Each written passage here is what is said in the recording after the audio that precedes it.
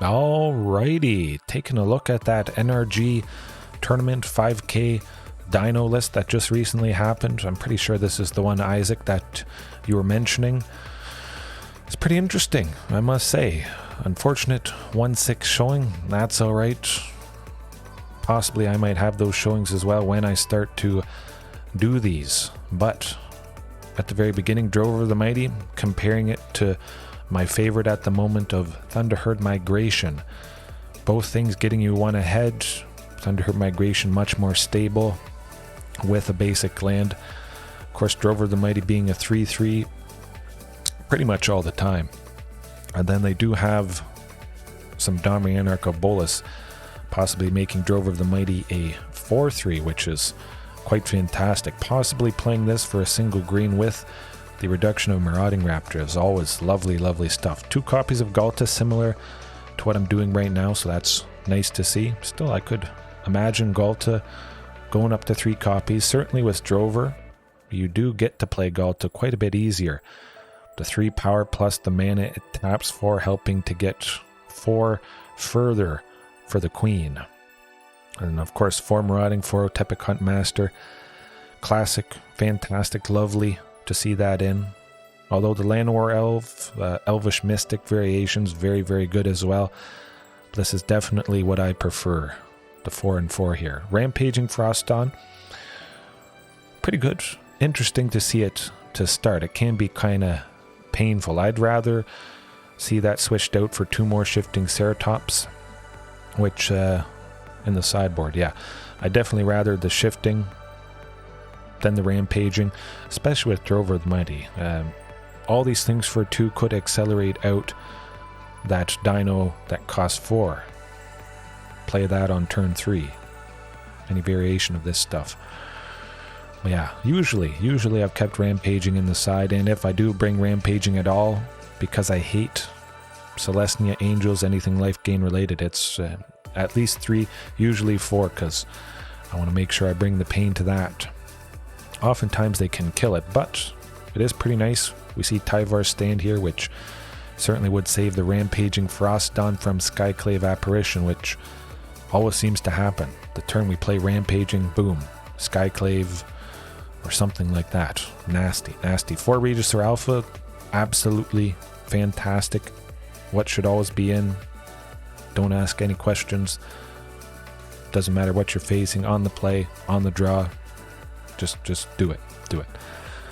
Ripjaws, I've kind of moved away from that for quite some time, getting a very good feel of not having Ripjaw Raptor. Probably like to see Carnage Tyrant, but it seems I still get the job done often enough removing Ripjaw, but the draw on that, oh, that is very enticing indeed. Which, speaking of draw, it is nice to see that 1 copy of the Great Henge right now sitting at $69.99, $70.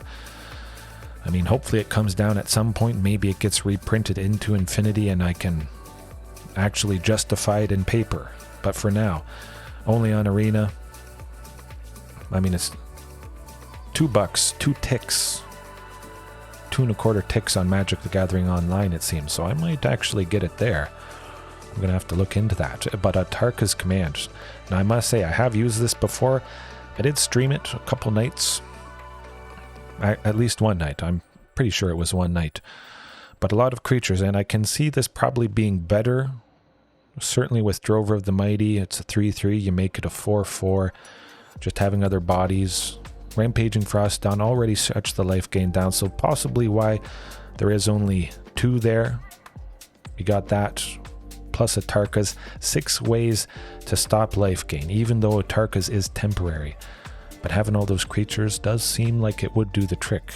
24 does feel maybe a little bit low. No Topiary Stomper, nothing like that. Yeah, interesting. Commune with Dinosaurs, it is nice to see, even though I haven't used it for quite some time. Things still seem to be getting the job done. See the Unwritten in Pioneer, not yet on Arena, but when you have big things, I mean, reveal the top 8 cards of your library, search for a creature, put it onto the battlefield. If you control a creature with power 4 or greater, You can put 2 creatures onto the battlefield. That is a very easy requirement to meet. However, that seems like it would pair perfectly with Topiary Stomper. Making use of it before you get to 7 lands, you turn it on to attack and block. Yeah, I would really like to see Topiary Stomper somewhere in this list, especially with See the Unwritten. That would be lovely. I would also like to see some Castle Garen breaks as well. Oh, Thunderheart Migration. What am I talking about? Okay, I didn't even look further down the list. It's there. I think it probably might as well go to 4 Thunderheart Migrations. Try cutting both Drover of the Mighties. Yeah, well, that'd be alright. Definitely 2 Domries. You could go to 3. I think he is so fantastic. It's not so bad. The first one you fight, then you ramp with the one that was out. The second turn, maybe you play a second copy, you fight again. The second copy kind of being like sorcery, speed, fighting. But you power everything up. And with so many creatures, maybe upping the creatures, but just having a lot. You get that fantastic value with Domri, especially paired with Regis or Alpha. You know, always got to keep that in mind. A 2-for-1. More power. Lovely, lovely stuff. The lands Beseiju, that's a no-brainer. I mean, it is only $47. That is a little bit less than the Great Henge. I guess oftentimes you probably only want 1 or 2 of this and 1 or 2 of this. Yeah. 5 forests, 5 mountains. Seems like a little bit much, especially with no Topiary Stomper. There is only 3 Thunderheart Migrations, 3 things that are grabbing a basic land. Usually when that's the case, I would have 4 or 5 basics, probably up to 6, but probably less than 6 because there is only 3 Thunderhearts. There should always be a basic land to grab with 5 or 6, maybe probably 3 forests and 2 mountains is what I would try. Or maybe 4 forests and 2 mountains. Just because Drover the Mighty can be completely reduced to 1 green, you can only spend green on it. Galta could be only 2 green. Regis or Alpha, you only need 1 red. Ripjaw could be fully reduced. Shifting, fully reduced, only being able to spend green. So definitely lean further into that with the forest. Root Bounds, yeah, Stomping Ground, good stuff. Karplusan Forest, though, that's probably what I'd change up right away. Easy enough, cutting some of these basics for a playset of that and keeping the consistency going.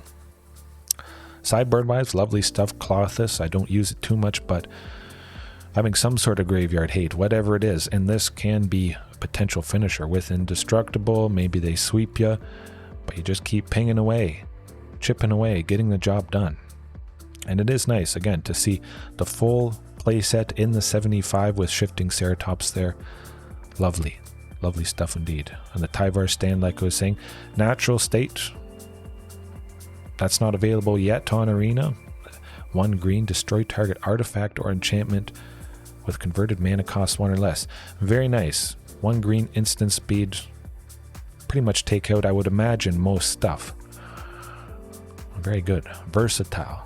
There's probably not a whole lot of things more than a mana cost of 3, but I feel like I would rather see 2 Back to Natures take out all enchantments, and maybe artifacts are a little bit more common in Pioneer. I certainly don't face them in Explorer, that's for sure.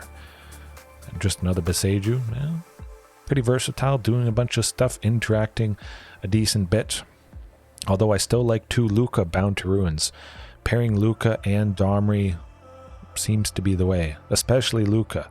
Taking out multiple things has been the bee's knees. Today, especially when I've been grinding things, flying higher. Yeah, I think that was quite fantastic. Nice to see dinos represented. I love that this person, Joshua, took the plunge, tried their best, and hopefully they continue to do so. Hopefully you guys enjoyed this, and we will be seeing dinos represented more and more in the future. I can bet you. All right, have a good one. Peace, get some sleep, and see you next time.